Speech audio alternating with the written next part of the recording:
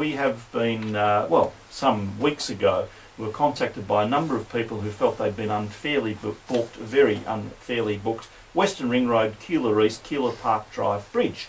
The Road Safety Camera Commissioner investigated, said the tickets were legitimately issued, legally issued. The people had been speeding, but the signage was not properly handled, and therefore he believed the tickets were unfair and unjust. However, he can only recommend, he doesn't have the power to remove the tickets. There are 1,000 people booked in 73 minutes, almost 300 would lose their licence because of being either accruing points or getting over the 25 k's over the limit. There was a 40 zone. The police have been looking at it. They have an answer in the studio. Assistant Commissioner Robert Hill, good morning. Good morning, Neil. So what will you do? Victoria Police has determined the 900 odd infringements will be withdrawn and official warnings will be issued on this occasion. So nobody's fined? No one will be fined. Nobody loses their licence? That's right. Why? Because Victoria Police have determined that this is not in the public interest to proceed with these matters. If we were to proceed before the courts in some of these cases, this would drag out over a number of months, probably into next year. We need to think about the broader road safety outcomes we're trying to deliver. We believe that if this was to occur, we would undermine the good work we're doing around speed enforcement generally, and it would bring into question the camera program as well. We're concerned about the broader issues, and that's why we're withdrawing these infringements. So it's really about public confidence in the system? That's exactly right. We need to think about the broader issues around how we're going to get people to slow down.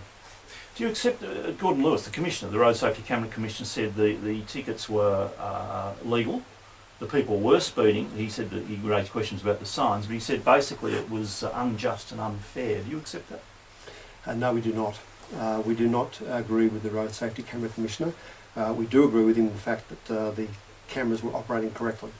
The infringements were issued lawfully. I actually attended this site. I've actually interviewed those that were responsible for the signage on that particular day. In my view, they were adequate. We had people just did not obey the speed limit on that day. 40% of those detected were driving over and above the speed limit. 60%, 1,500 drivers got it right. Why is it then, if you think the signage was adequate and these people were speeding, that you believe they were consciously speeding? That's a matter for, I suppose, a question to them rather than myself. Because a lot who do seem like decent law-abiding people who've never had a ticket do say, no, look, I just didn't see a sign. A lot. I know that you've had an older driver that called in. Now we know, with respect to the older drivers, there is some concern that we have in relation to their, I suppose, attention to the road rules. She's only 61. I appreciate. I feel sensitive about this.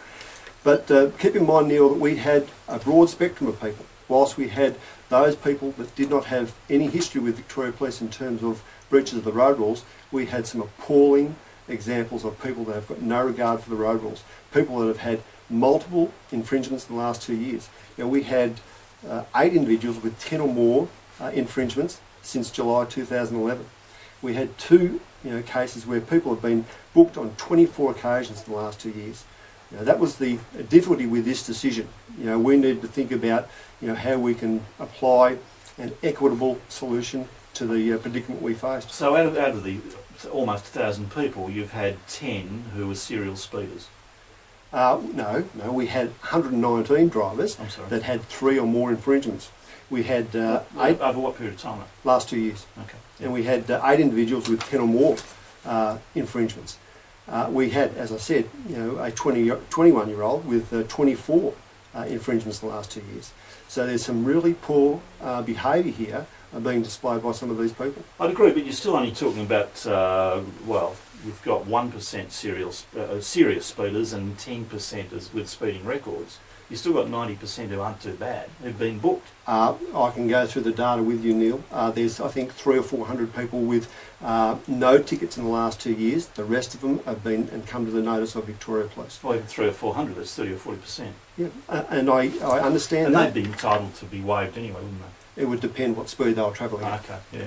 So no licences lost? No. Well, that's an interesting point. Do you know offhand? You might not know, but these people who have had a previously clean record, any of them over the 25 above? I haven't got that data No. in front of me, Neil, but we need to think about how we're going to influence our driving community and have them slow down through these work sites. I understand and appreciate through my own experience and what I'm being fed back by various parties that people have unfortunately no regard for the fact that they've got to slow down through these sites. These are high risk areas. I don't disagree with you there. I think there are a lot of people who do that, but I still find it hard to believe that 1,000 in 73 minutes did that. That's why I've always thought there must have been some problem with the signage, even though it met the legal requirements, that it just, in realistic terms, it didn't work properly. Neil, this is not a unique circumstance in that particular case in terms of those numbers. Unfortunately, we're seeing that on a more regular basis across the state. We're seeing people that do not abide by the speed limits as they're passing through these sites. Now, whilst it's been raised with you that we had 40% that did not reduce their speed and they were caught breaching the speed limit, that is not unusual in a sense. We're seeing that across our road safety camera program. So I'm still not clear. If it was legal, it was proper, you think the signs were fine, you say this is common behaviour, why aren't you sticking to your guns?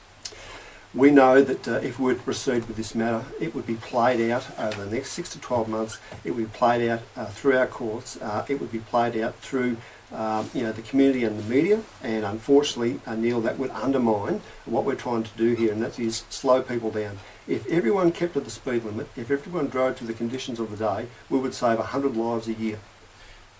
Do you think Gordon Lewis got it wrong then? We note with interest the recommendations of Mr Lewis. At this point in time, we will not withdraw the infringement based on his recommendation. It's a broader issue that we're dealing with here, and that's why we're withdrawing the infringements. Yeah, but if he hadn't brought down the report, you wouldn't be withdrawing them. No, we would not. Because, of course, this has played out over the last 7 days in the media. There's a lot of emotion around this, and that would continue if we didn't make a decision to, at this point in time, withdraw those infringements and issue official warnings. So he said unfair and unjust, but you disagree with that? I agree.